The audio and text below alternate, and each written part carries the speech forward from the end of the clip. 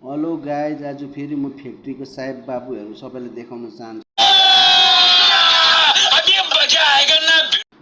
ल okay guys, यहाँ हाम्रो यहाँ भेना हो।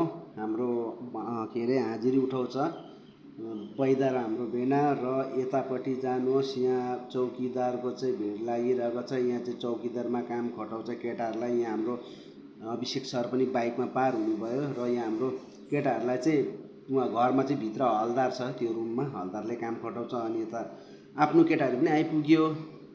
अनि यो चाहिँ अर्को बेचको बैदार हो। यता के अरे रामबाडी र बडा बगान छ नि त, दुईपट्टि छुट्टिएको छ। त्यही हो, यो हाम्रो एसिस्टेन्ट म्यानेजर हो। हामीलाई उही सरले काम खटाउँछ हो। छेउमा गएर फोटो गर्न शर्म लाग्यो।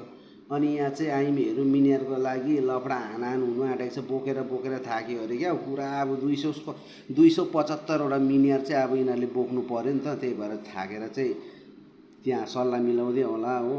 अनि हामी लाग्यौँ यो स्कुलबाट।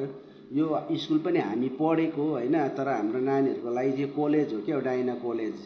यति दामी बनाएको छ, हामी पढ्दा कहाँ दामी थियो त हौ। अन्त यो त कलेजै भनौँ न। अनि कलेजको साइडमा चाहिँ यता वीर बिर्सा मुन्डा बसिरहनु भएको रहेछ कि। अनि त्यही भएर तपाईँहरूलाई पनि यो वीर बिर्सा मुन्डा देखाइदिएको नि, हेर्नुहोस् राम्रोसँगले, घामले डढेछ हो। अनि आउँदा हाम्रो यहाँ स्टेडियम देखेछ, यहाँ ग्राउन्ड पाकिस्तान र इन्डिया खेल्छ यहाँ म्याच हो। अनि आउँदा यहाँ के अरे आउँदा 1 करोडको यहाँ लटरी पनि राखे। के हो होइन, त्यो छडा न, त्यस्तो हुँदै गर्छ। नयाँ ब्लग हो। अनि हाम्रो विनोद दाको दोकान हिजो पानी आएर चाहिँ करोडको नोक्सान भएर फेरि रिपेयरिङ गर्दैछ। अब कतिको पैसा खर्च हुने यसको होइन। अनि अब लागौँ गणेश मन्दिरतिर। यहाँ चाहिँ म सधैँ आएर ढोक्छु, तपाईँहरू पनि ढोक्नु होला।